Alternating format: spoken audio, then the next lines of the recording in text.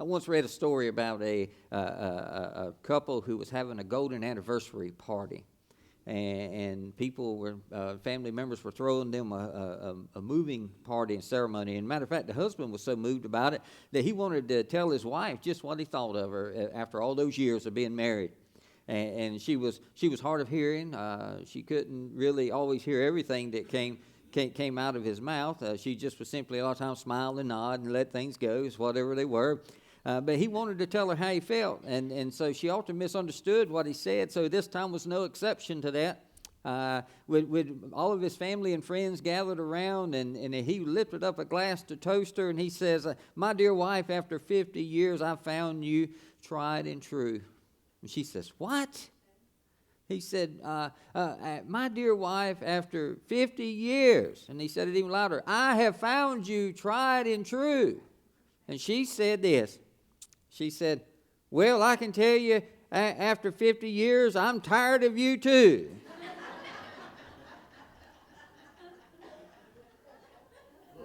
You know, sometimes those kind of things happen. And I think this morning we find ourselves in one of the most controversial passages in the New Testament, simply for a couple of reasons.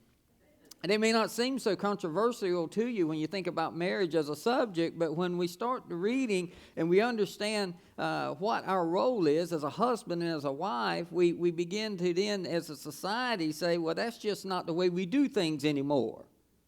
And yet here in Paul's writings in Ephesians 5, he wants to help us understand our roles and relationships and our responsibilities to one another. And women tend to feel like, well, they're being singled out in this passage of Scripture, because in reality, I want to tell you something, as we'll go through about 11 verses, but I want to tell you, as a result of that, what happens is, 3 of those verses are directed to the women, 8 of them are directed to the men. But we often try to, maybe put a little bit more emphasis on those 3 that are directed to the ladies versus the men. And so we find this in Ephesians 5, verses 22 through 24. It says, "Wives," here's an ugly word, "submit to your husbands." And boy, we see that word and we just jumps off the page at us and we just say, "Whoa, there's a bad, ugly word." And it says, "But wives, submit to your husband as to the Lord." He's not God. That's not what he's saying.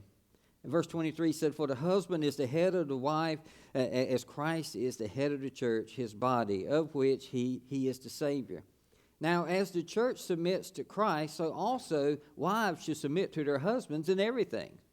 And so here's the first thing we encounter today. A wife, is her responsibility to her husband is simply to submit. Now, we find that's difficult. That's difficult for us. You don't understand, because it goes against anything that's popular in teaching today. The teaching of our culture is that women and men are equal in every way, on every level, and a woman can do anything that a man can do. Anything you can do, the old saying is, "I can do better," kind of thing. It's almost became a competition. Back in the late 60s and through the 70s, women really took on this role of wanting to be liberated. They didn't want to be traditional housewives, and they didn't want to seem like that they were viewed as second-class citizens. As a matter of fact, they would have large public gatherings and they would burn their undergarments. Sounds like some of the things that are going on today, don't it? I mean, some of the things and the way that people approach society, they're just like, I want to make a public spectacle of myself. And so we see the sorry state of marriage in our culture as a result of maybe the way we want to look at our relationships. Now, Dr. James Dobson talked about 5 out of 10 marriages end in conflict and divorce. And he says, of the 5 couples that remain together, only 1 out of 10 of those will achieve intimacy and oneness in their relationship. So in other words, 50% of the people, if we were to take 10 couples that get married, 50% of those are just those relationships we know are going to fail. If we were to line up 10 newlyweds and couples that were there, they say, okay, we could draw a line through 5 of those. They're not going to succeed for one reason or another.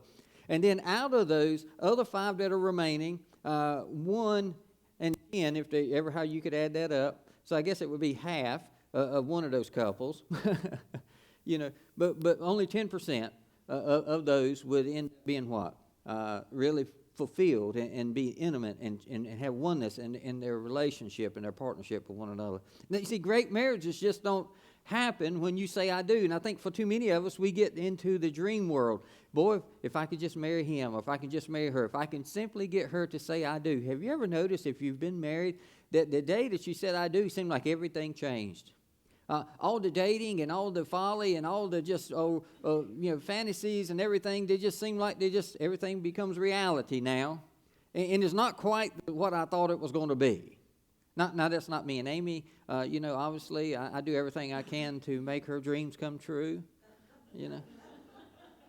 Yeah. Look, even you ladies ain't married to me. Y'all start laughing about that. So that just can't be. That just can't be true. That can't be true. But the truth is, marriage is hard work.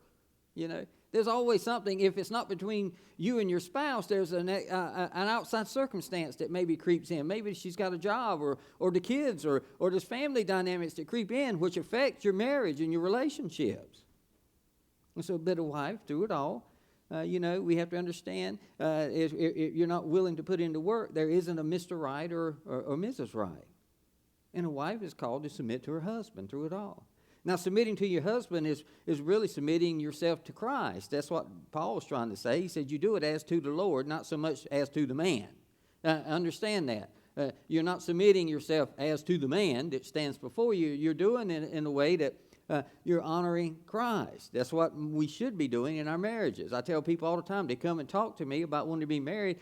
We've seen your church, or we know somebody goes to your church, and those people are not affiliated with a congregation anywhere. They don't really go to church. And so I said, now, do you want to just have a church wedding, or do you want to have a marriage that's going to honor Christ? If you just want to be married, we've got a fine magistrate in the community that will do your marriage at the lake or the pond or whatever you want to do. But if you want to have a marriage that's going to put Christ in the center of it, I'm all for it.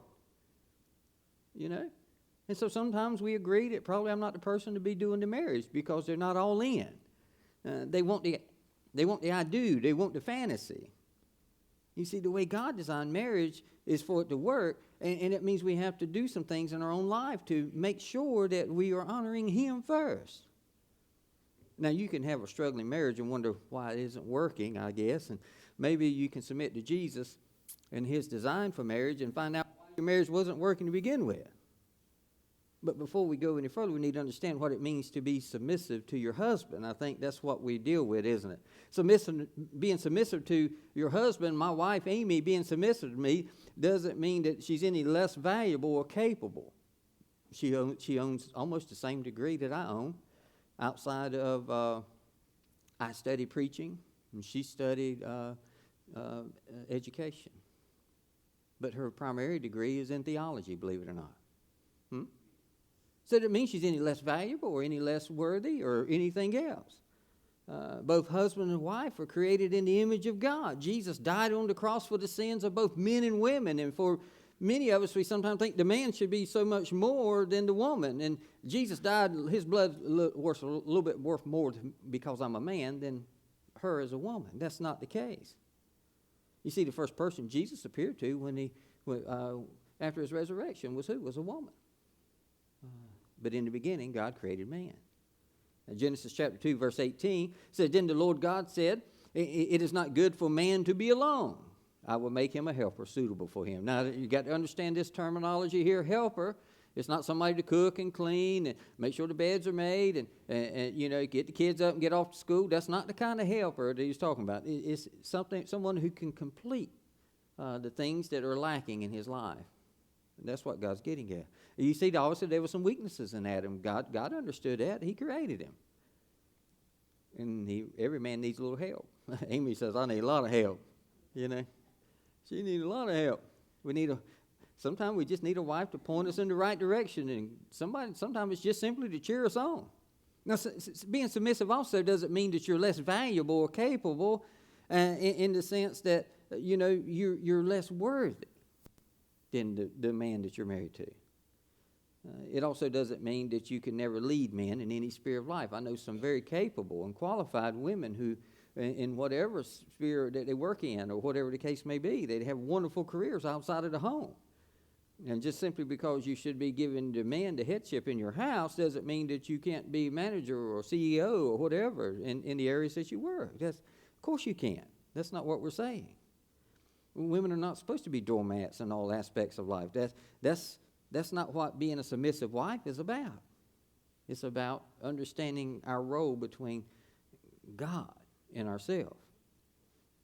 And we also understand that being submissive to a man is not all men that you may be in a relationship with along the way. A boyfriend's not the same as a husband. Huh? So you can't begin to say until he's ready, as the old saying is, put a ring on it.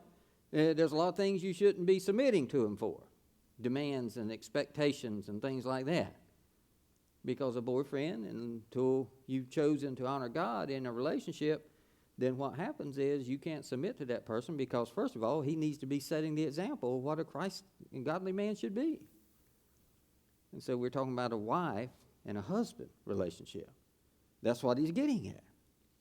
I think that's one of the reasons it's so important that we're so very careful in who we decide to marry. You know, if your husband is abusing you, you don't submit to that.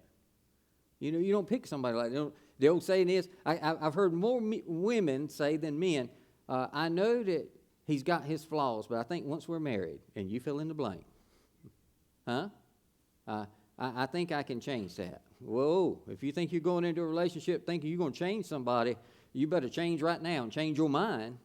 That's what you need to be changing.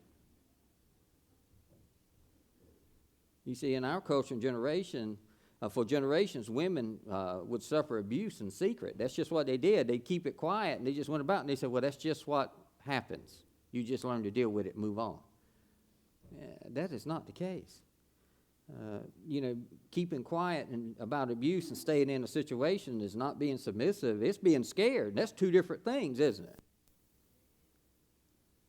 And also being submissive doesn't mean you can't have your feelings and share them with your husband.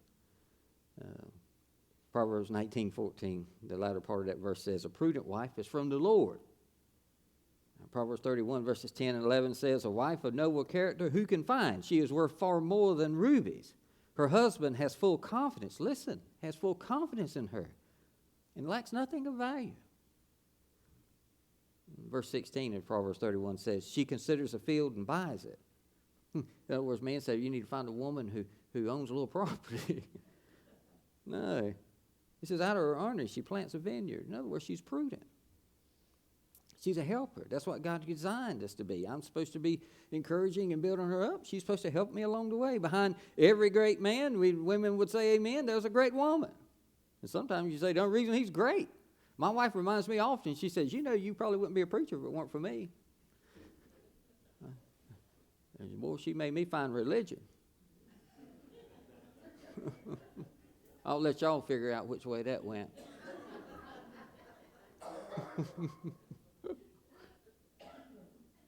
No, it's a wife who just hears what's going on in your life, and she's praying about it, and she's sharing her insights with you. My wife's great about that. Sometimes she reminds me of things. That's what I like to call it. Man, when your wife tells you something, she's really reminding you. You know. But no, sometimes she has a different insight or a different view on things, and maybe I've gone about it from a different perspective, and she gives me a clearer one. Hers. You know.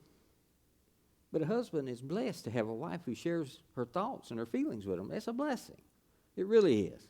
And being submissive, finally, does not mean you honor your husband's leader. But it does mean that you honor your husband's leadership role in the home.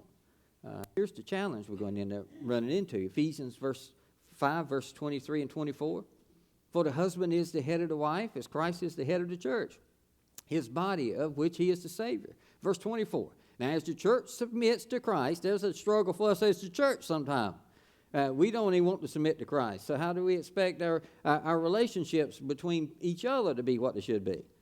So also, wives should submit to their husbands in everything. Jesus is the head of the church. He makes the decisions. He sets the agenda for the church. That's just the way things are. The verse is clear. I mean, God can't make it any more clear than what he's trying to tell us. And so, ladies, here it is. Your husband has the responsibility, listen, The word is responsibility, not right, not entitlement. Your husband has the responsibility of headship in your home. There's a big difference, isn't there? I'm the man. You do what I tell you to do. No, I have a responsibility to lead my household. And as a result of that, if I lead it in the proper way, she gives me the honor and the respect that we will be talking about. You see, submissiveness means you show respect to your husband in private and in public. Verse 33 of Ephesians 5, the latter part says the wife must respect her husband. And sometimes he doesn't deserve it. Sometimes he doesn't make the right decisions. Sometimes he's insensitive. Sometimes he doesn't make enough time to spend with the kids. Reminds me of a speaker at a women's club one time lecturing on marriage. At one point in her speech, she asked her audience of women, how many of you want to mother your husband? And a lot of women do that, don't they? You talk about the kids. She said, how many kids you got? And maybe they have 3. So, well, I actually got 4. The oldest one's 36 years old. One of the members in the back row raised her hand.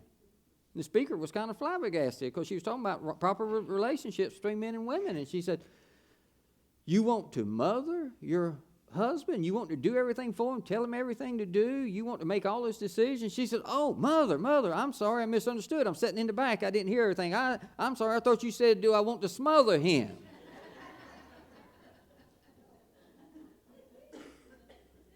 Sometimes, he's going to fall short in all kinds of areas. There are going to be so many things there that he's not going to do right, but there has to be something there to respect. That's what God desires. And so the wife's responsibility to her husband for a healthy marriage was to submit to your husband. So let's consider the husband's responsibility to his wife.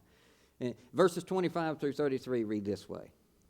Husbands, love your wives just as Christ loved the church and gave himself up for her to make her holy, cleansing her by the washing with water through the word, and to present her to himself as a radiant church without stain or wrinkle or any other blemish, but holy and blameless. Boy, that's a beautiful picture of what, when somebody looks at your wife, that's the image that should be coming to their mind. Why? Because the man is taking such a responsibility. And he says this, in the same way, husbands ought to love your wives as their own bodies. He who loves his wife loves himself. After all, no one ever hated his own body, but he feeds and cares for it, just as Christ does the church. For we are members of his body. For this reason, a man will leave his father and mother and be united to his wife, and the two will become one flesh. This is a profound mystery, but I'm talking about Christ and the church. However, each one of you must love his wife as himself, and the wife must respect her husband. So what's the husband's responsibility to his wife? Love. I tell people all the time, I get the two mixed up. I want to say when I'm getting ready to do a wedding, I say every funeral I ever do, but it's not a funeral. Sometimes people think it's the end of life, but it ain't. But every wedding I do, I always remind the groom, I said, look, you've got to love this woman. You really got to love her. And so those who have done I've been able to counsel or talk to in marriage relationships and different types of things, or getting ready to be married, I tell them the toothpaste stories and the toilet paper stories, and now they're preceding me. Somebody said, go talk to Daniel. Now you're going to have to listen to the toilet paper story. And they're like, toilet paper story? So you got to go talk to him and find out what it is. But now it's starting to get out. He tells you toilet paper stories or toothpaste stories or whatever the case. And what you got to learn to do is all the little things that just drive you nuts, you've got to learn to love about that person. And that's what Christ wants us to do for our wife. Loving your wife doesn't depend on how you feel or how she responds. Maybe sometimes we say, well, the spark's just not there anymore. Well, you have to love your wife. Sometimes the spark we have for Christ is not there, but he loves us anyway, doesn't he? She isn't the same person I fell in love with. Love your wife. We're not always the same person that Jesus fell in love with, but he loves us anyway. She makes me so mad. Boy, doesn't Jesus say that sometime? Love her anyway. All she does is complain. Boy, what we do with Jesus. Complain, complain, complain. We tell him all of our gripes and grumbles, don't we? Love her anyway. The romance is gone. She doesn't ever want to, and you fill in the blank. You have to love her. You see, I read about a man one time who decided to show his wife how much he loved her. So before coming home from work, he actually took a shower and he shaved. He put on cologne. He went by and bought a big, beautiful bouquet of flowers. And he gets to the home at the front door. Instead of just walking in, he actually knocks on the door and waits for her to come. He's standing there with the flowers, and he's all cleaned up, smelling good, you know. And she says, "Oh, no, this has been a terrible day." He says, "Huh?" He said, "First," he says, "I had to take Billy to the emergency room to get stitches in his leg. He fell and cut his leg. I had to get stitches. Then your mother called, says she's wanting to come stay 2 or 3 weeks. We don't know. She couldn't decide how long she wanted to be here. Then the washing machine broke, and I had a big old mess all over the floor to clean up. And now this. You've come home drunk."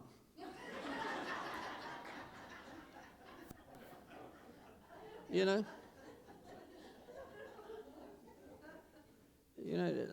That command is simple, isn't it? I mean, love your wife no matter what. I think being a loving husband is the key to building a healthy marriage. It has to be, and the responsibility falls on me, not her. Huh? Women don't have a hard time loving anything. They love all kinds of people. I mean, you're like, why do you love them? Oh, they just need me. I can't help. My heart goes out to them. I mean, they're so compassionate and caring, and they don't have a problem loving. They have a problem respecting, because they give their heart over to something so quickly. So what does loving your wife look like, man? I mean, Paul compared it to the way Jesus loved the church. So he talks about servant leadership. The husband is to be the head of the marriage. Be a man. In our culture, boys are getting married in their 20s, late 20s of all things. Back when, maybe in your generation or my generation earlier, we were thinking by the time we were 16, 17, 18 years old, who we're going to find us a wife. At 16, 17, 18 years old, we still trying to make their bed and wipe their nose for them. We haven't begun to teach them how to be men and how to properly respect women, and so they don't know how to go about being a man. It doesn't usually work when we go that way. So boys are staying on their parents' insurance, or they're living in their parents' home and sleeping into all kinds of nights, and then we wonder why that men are not men as they should be. We should be teaching them how to work hard and to lead their families and to leave every decision that needs to be made not up to their wife, but help be joined alongside them so that they understand this is very important. Now, it doesn't mean that sometimes you can't just delegate things that there's certain decisions my wife's going to make. I'm like, that's the right decision. I don't have to worry about it. Big decisions, so sometimes we need to sit down and talk about it. She tells me what time supper is, I show up. That's a big decision in our house. I think the question is, are we leading in our home? Too many women are marrying boys. You got it? Too many women are marrying boys. They still want to be selfish. They still want to do things the way they want to do. They still want to buy their toys and play their games. And if they've got time, they'll show up and spend a little time with their wife. And that's a challenge. Boys need to grow up and be men. You see, loving your wife, it means doing it even when she doesn't act like she loves you.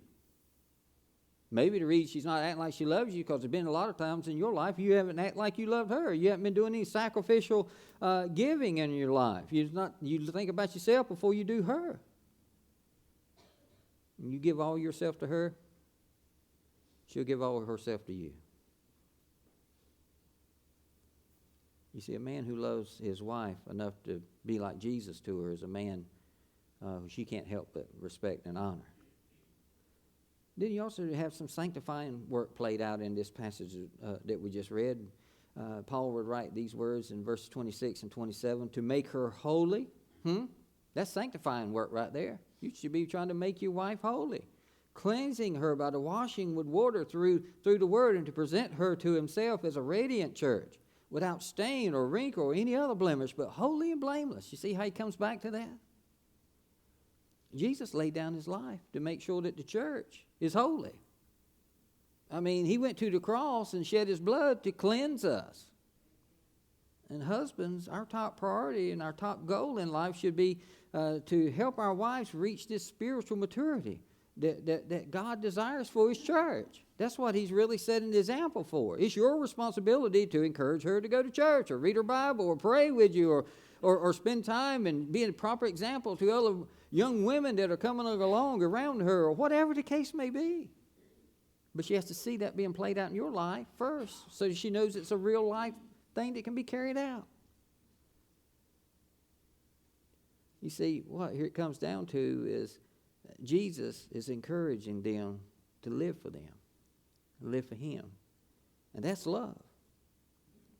But it's also this sensitive provision that we see here in verses 28 through 30. It says, in the same way, husbands ought to love their wives as their own bodies.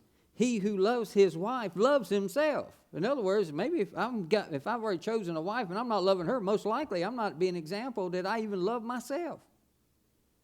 After all, no one ever hated his own body but feeds her and cares for it, just as Christ does the church, for we are all members of His body. This is a call to provide whatever need she has in her life for her. Maybe sometimes you say, boy, you just don't know how needy my wife is. She's got a lot of things going on. Yeah, maybe she's got stress and she just needs some of it taken off her shoulders. Maybe it's because we dumped too many of those responsibilities on her that we should be handling. Maybe make sure that the house is safe and secure. Most of them, my wife would tell you every night, she said, you lock the door? Growing up, we slept with the door unlocked. How many of you slept with your doors unlocked growing up? Not me, my wife said. You know. But a lot of us did. We grew up that way. But in the society we live in now, you just don't know who would walk in. They might be sleeping next to you when we wake up in the morning. I've heard about stories of people waking up in the morning, get up, hear the water run in the shower. There's some strangers come into their house. They're in the shower, taking a shower in their bathroom. You know? I mean, we live in a weird culture. Now, Brandon is nudging Josh. Now, I don't know if Josh has been over Brandon's house taking a shower or not. I'm going to leave that to them. He's talking about strange people showing up taking baths. Sometimes she needs you to just be there because she's had a tough day. Sometimes she needs you to encourage her. I mean, I don't know what it's going to take, but just say something. I run into that myself. I got plenty to say and not the right things at times. Other times she just wants you to be on her side. She needs your leadership and guidance so that she doesn't feel like everything depends on her. You know, I make a decision, right or wrong, I'm going to have to make it anyway, so I'll just go with it. Now, here's what the cool thing Paul talks about. It says you should treat your wife as part of your own body. You nourish and cherish for the parts of your body. I mean, you know, why do you do that? To take care of it, to make sure it's healthy. The results is your body's healthy, and it's a blessing to you versus a curse. You know, you don't feel well. Today, you say, I don't feel very good. I've got a little cold, or I got a little problem with my stomach, or got a little ache, or got a little pain. And you what do? You kind of bend toward the ache or pain or the feeling that you don't feel well. But when you're feeling right and you cared for it and you've done what you're supposed to be doing, you just go along. You're, boy, it's a glorious day. I'm just loving life. You see what happens?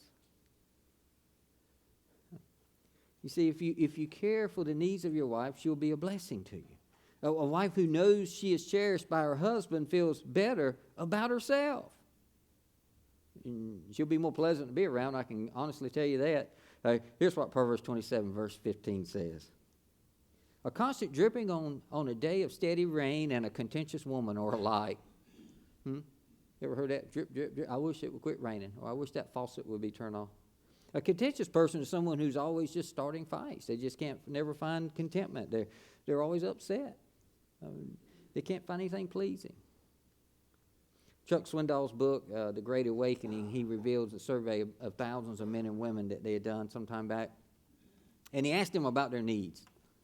Let me just give you the 5 major needs women expressed in that. Number 1 was affection. Secondly was conversation. Third was honesty and openness. Fourth was financial support. A lot of times we think, what? They want money. As long as I'm financially secure, I'm okay. But that's not the highest on their list. Number 5, family commitment. Now, here's the major needs for men that they express. Sexual fulfillment, recreational companionship, an attractive spouse, domestic support, and admiration and respect. Wow. Ain't that something? Completely opposites of the spectrum, aren't they? That's the reason God created a male and female. You see, remember I started out telling you, Adam had some voids. He had some flaws. He had some things that were lacking. God says he's going to need these. And he's going to need her. Astronaut Michael Collins explained what happened when he learned at a marriage conference one time. He said, I learned that the estimated number of words a man speaks every day is 15,000.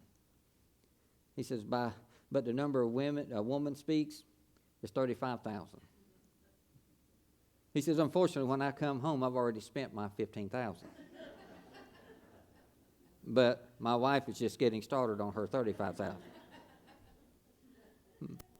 I know them days. My wife's primarily been a stay-at-home mom all her life. Most of our marriage, I mean, she's had a few jobs outside it, but she's spent most of her time. We committed to do the best we could and get by the best we could, and she wanted to be a stay-at-home mom. She loves being a mommy. She loves being a grandmommy. She just has a gift for it. That's one of the things that God's really blessed her with. And I can remember working sometimes 2 jobs to make sure she could be a stay-at-home mom. And so I worked all day, and I worked a 8-10-hour shift on my regular job. Then I was taking extra work. We used to call it side work. I guess still call it that. And do a little job for myself here and there and take 3 or 4 nights a week to do it. And I'd get home at 11, 12 o'clock at night.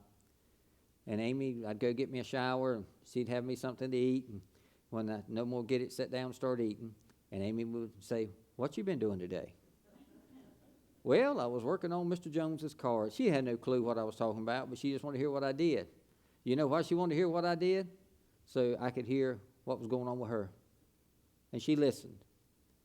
And then I had to listen. And oftentimes it would go from there because I had to get ready to go to bed so I could get up and go to work the next morning. And I said, well, I got to go to bed. She said, okay. She said, we'll go on to bed. So we go to bed. And she's still sharing about whatever was going on with her. And then I would listen. And we'd get in bed, and then I would be gradually nodding off because I've been working now probably 14, 16 hours, total for the day. And I'm lying there with my head on my pillow, and all of a sudden I get this nudge and hit me. You ain't going to sleep, are you? You know why? Because she was only about 17,000, and there was still a few words left. I don't ever have anybody to talk to. All I got is this baby here. Me and Barney can only do so much. I think what we need to get out of this passage of Scripture is just love and respect are key builders in a healthy relationship. I mean, it's illustrated by Jesus' relationship to the church, isn't it? I mean, it's just this cycle. Here it is in a nutshell. I spent 30 minutes telling you this. Husbands, if you will love your wives as Christ loved the church, she's going to respect you. That's just the way it works. And wife, if you will respect your husband, he's going to love you. Doesn't that make things better? Now, we're flawed people. We've got our mistakes. We've got our problems. And as a result of that, that's the reason we needed Jesus' sacrifice on the cross. Because until I can get forgiveness from him, I can't really get forgiveness from those people around me. Because as I sin against those around me, I also know I'm sinning against a holy God. And it's only through the blood of his son's sacrifice on the cross that's going to cleanse me from that. But he also, not only does he cleanse me from those things that are tarnishing my life, he also makes me a different person. And as a result of that, it affects the people that I'm in a relationship around me. And maybe today, maybe you just said, well, there's a few things I want to change in my relationship. And for you, it starts with just understanding who Jesus is. Husbands, men, if you're in a marriage, you need to understand what it means to be a godly husband. And you can't be a godly husband until you have a proper relationship with the holy God. And wives, you're struggling to have a relationship with a man that you can't respect. There's a lot of things in his life that are just not honorable. There's a lot of things that he's doing that I just can't respect him. I feel like I'm raising my husband versus living with him. Maybe that comes back to both our relationships with Christ.